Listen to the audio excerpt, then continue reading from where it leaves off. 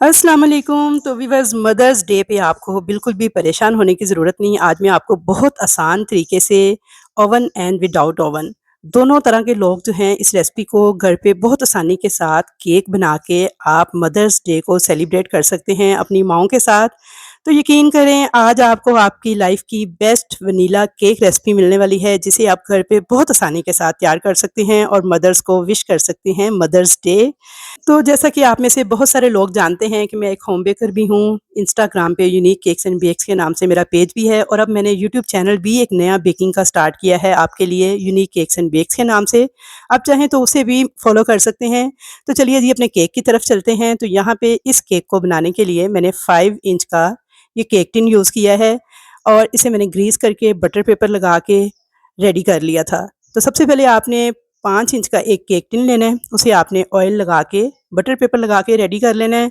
नहीं है आपके पास 5 इंच का केक टिन, तो कोई सा भी घर पे जो मेटल के मिठाई वाले डिब्बे होते हैं, आप उनको भी यूज़ कर सकते हैं बेकिंग के लिए। अगर वो भी ना हो तो बर्फ़ वाले जो बॉल होते हैं, जो हम फ्रीज़र में जिनमें डाल के पानी डाल के बर्फ़ रखते हैं बनने के लिए, आप उन बॉल्स को भी यूज़ कर सकते हैं केक टिन के तौर पर। हमारा रेडी है, तो अब चलते हैं अपने केक के नेक्स्ट स्टेप की तरफ। तो ये केक आज मैं आपको विदाउट ओवन बनाना सिखा रही हूँ। तो चूल्हे के ऊपर आपने एक अदद देगची रखनी है और देगची के साइज़ को आपने चेक कर लेना है कि आपका केक टिन रखने के बाद जब केक ऊपर से फूलेगा तो वो ढक्कन को टच ना करने पाए। तो बस इस हिसाब से आपने देगची सेट कर लेनी है।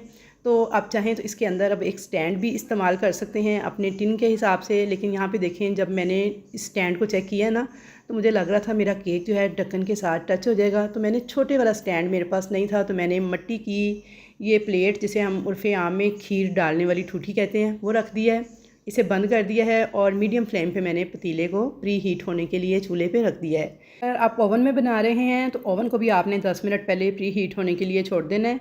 अब यहाँ पे मैंने एक बॉल के अंदर लिए हैं 2 अदद अंडे।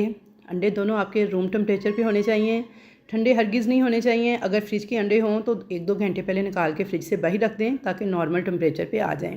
अब इसके अंदर पीसी हुई चीनी डाल देंगे 60 ग्राम। तो चीनी नॉर्मल थी, जिसे मैंने मिक्सी जार में डाल के पीस लिया था, तो वही मैंने ऐड की है। साथ ही मैं इसमें वनीला एसेंस डाल दूँगी हाफ़ टी स्पून के बराबर। और इन अंडों को आपने बीटर के साथ पहले मिक्स कर लेना है इस तरह से, ताकि चीनी उड़े नहीं। उसके बाद आपने फुल स्पीड पे बीटर को चलाना है और इनको बीट करते जाना है। अच्छा, बहुत सारे जो बिगनर्स हैं, जो फ़र्स्ट टाइम इस रेसिपी को ट्राई करते हैं, मतलब कि केक बनाने के लिए स्पंज तैयार करते हैं, तो वो अक्सर अंडे बीट करने की गलती करते हैं, जिसकी वजह से उनका केक स्पंज फूलता नहीं है, सॉफ्ट एंड स्पंजी नहीं बनता, रबड़ की तरह सख्त हो जाता है या फिर बैठ जाता है। तो यहाँ पे ये वीडियो थोड़ी लंबी ज़रूर हो सकती है, लेकिन अगर आप इसे गौर से देख लेंगे ना, तो मेरा वादा है आपसे कि आप पहली बार भी अगर इस रेसिपी को ट्राई करेंगे ना, तो 100% रिज़ल्ट मिलेंगे आपको इस रेसिपी के। क्योंकि छोटी छोटी टिप्स हैं जो कि वीडियो के दौरान मैं आपके साथ शेयर करूँगी। तो इंशाल्लाह ताला बेहतरीन और परफेक्ट केक स्पंज आप पहली ही बार में बना लेंगे बग़ैर किसी मुश्किल के। तो यहाँ पे ये मैं बेकिंग क्लास दे रही थी एक्चुअली अपने स्टूडेंट्स को केक स्पंज तैयार करने की। तो मैंने सोचा चलें आज यूट्यूब फैमिली के लिए भी रिकॉर्डिंग कर ली जाए, तो आपके लिए भी मैंने वीडियो रिकॉर्ड कर ली है। तो यहाँ पे देखिए जी, बहुत सारे स्टूडेंट्स कह रहे थे जी बस अंडे बीट हो गए हैं, इतना ही इनको बीट करना है। तो मैं चेक करवा रही हूँ कि देखिए, जब आपको इस स्टेज पे लग रहा है ना कि अंडे बीट हो गए हैं, तो जैसे ही आप बीटर को उठा रहे हैं तो बैटर फ़ौरन नीचे गिरता जा रहा है। तो इसका मतलब है कि आपके अंडे अभी बीट नहीं हुए। अंडे कब और कितने बीट करने हैं, इसके लिए मैं आपको दिखाती हूँ। तो देखिए, मैंने इसे भी और बीट किया है। तकरीबन 4 से 5 मिनट मुझे लग गए थे इन अंडों को बीट करते हुए।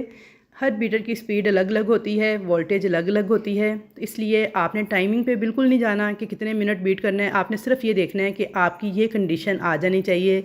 जब ये कंडीशन आ जाए तो बस तब तक आपने बीटर को चलाते जाना है और अंडों को बीट करते जाना है। तो यहाँ पे देखिए, अब ये परफेक्टली बीट हो गए हैं। तो क्या निशानी है ये देखिए जी, मैं उठा रही हूँ बैटर को, गोल गोल डिज़ाइन बना रही हूँ, लाइनें बना रही हूँ कुछ। तो लाइनें चंद सेकंड के लिए ऊपर स्टे कर रही हैं, फ़ौरन से गायब नहीं हो रही हैं। तो इसका मतलब है कि हमारे अंडे जो है ना परफेक्टली बीट हो गए हैं केक बनाने के लिए। तो बस जब तक ये कंडीशन नहीं आ जाती तब तक आपने अंडों को बीट करते जाना है। अब यहाँ पे मैंने 20 ग्राम लिया है कुकिंग ऑयल और थोड़ा सा मैंने इस तरह से ऐड किया है। बिल्कुल लो स्पीड पे बीटर को चलाया है 2 से 3 सेकंड और मिक्स कर लिया है। बाकी का भी इसी तरह थोड़ा थोड़ा करके मैं ऐड करती जा रही हूँ। एकदम से सारे का सारा ऑयल आपने ऐड नहीं करना, वरना आपका स्पंज जो है ना बैठ जाएगा और ये फॉर्म एकदम से ख़त्म हो जाएगा। तो बस थोड़ा थोड़ा करके आपने इस तरह से ऑयल को ऐड करना है और बिल्कुल लो स्पीड पे बीटर चला के 1 से 2 सेकंड में इसको मिक्स कर लेना है। ऑयल डालने के बाद बहुत ज़्यादा बीटर नहीं चलाना। तो मिक्सिंग हो गई थी यहाँ पे, बीटर का काम बस ख़त्म।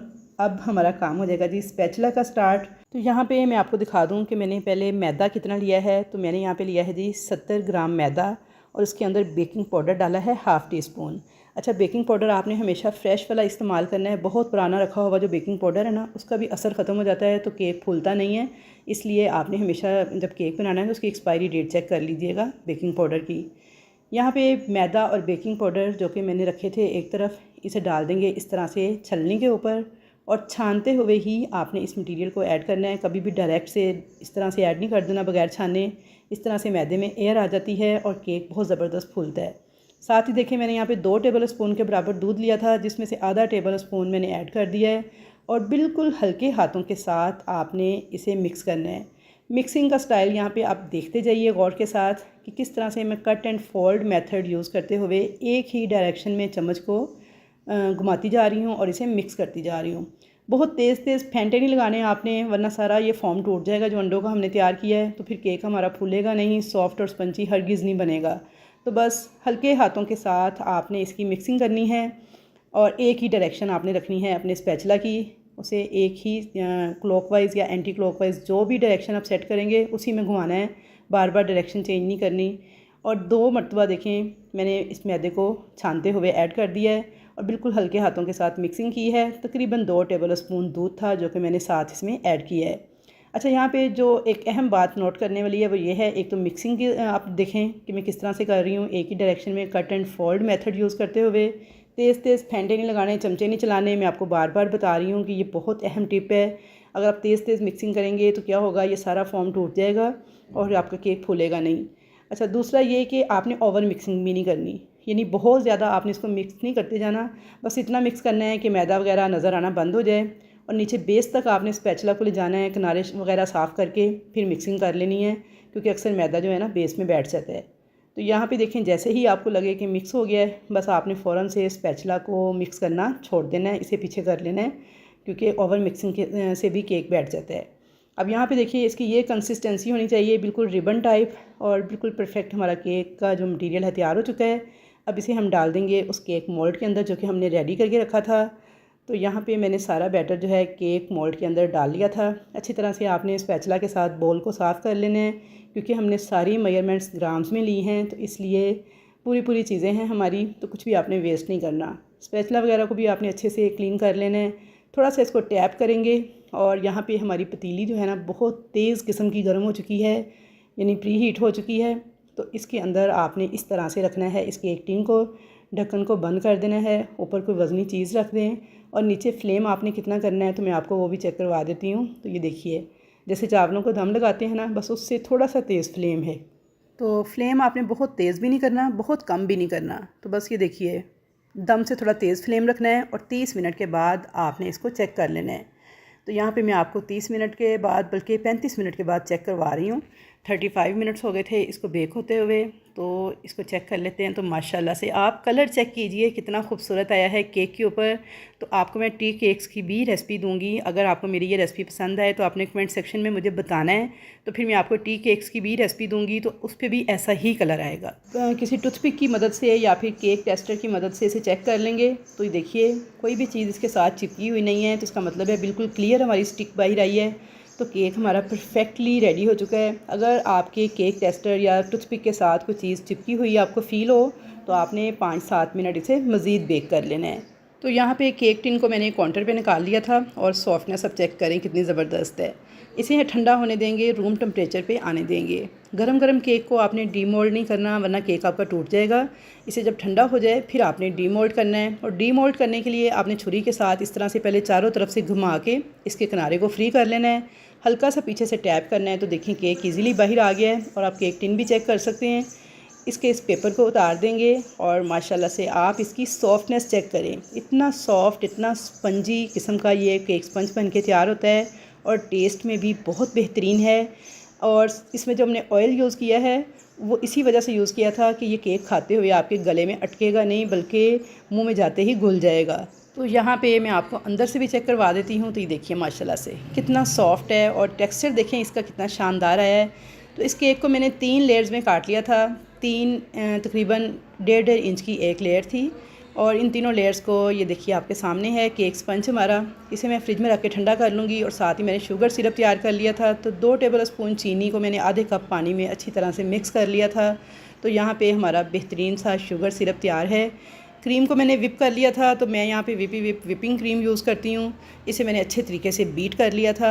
तो ये देखिए, तो क्रीम को विप करने का तरीका मेरे बेकिंग चैनल पे मौजूद है। आप वहाँ पे जाके सर्च करें कि क्रीम को कैसे परफेक्ट विप करते हैं, तो आपको रेसिपी मिल जाएगी। उस तरीके से आप इसे विप कर लें। तो यहाँ पे क्रीम को विप करने के बाद अब हम लोग स्टार्ट करते हैं जी केक की फ्रॉस्टिंग। तो उसके लिए देखिए केक बोर्ड लिया है, इसके ऊपर थोड़ी सी क्रीम लगाएंगे, केक की फर्स्ट लेयर को रखेंगे और इसे शुगर सिरप के साथ आपने इस तरह से सोक कर लेना है। अच्छी तरह से सोक कर लेना है ताकि केक की कोई भी जो सतह है वो ड्राई ना रहने पाए।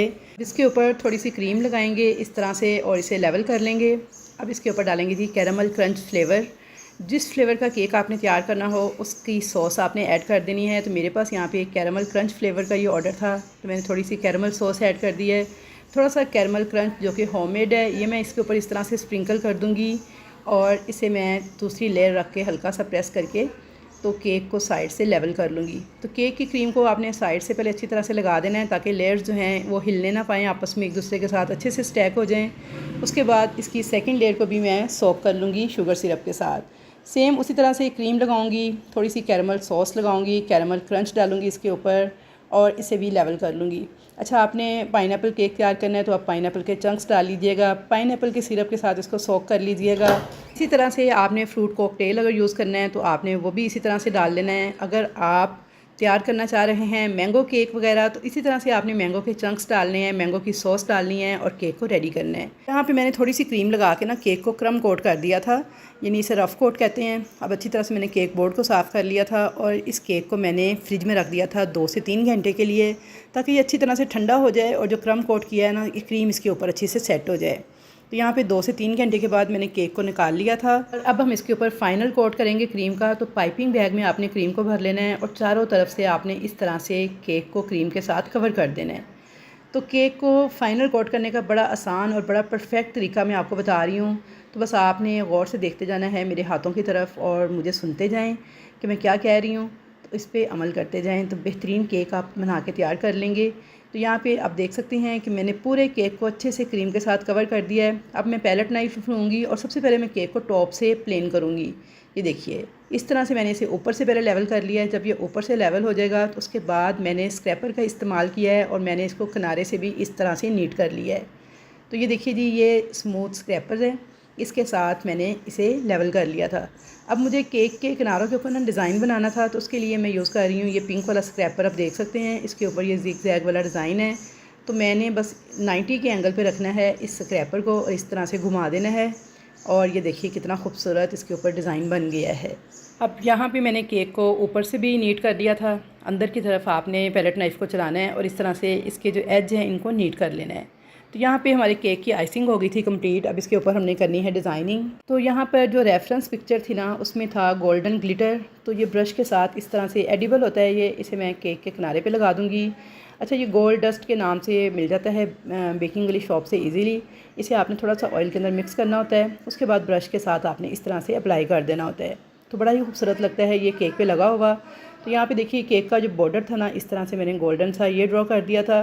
अब मैंने पाइपिंग बैग में डाली थी 1M नोज़ल और इस तरीके से मैंने कर ली थी जी केक के ऊपर डिज़ाइनिंग।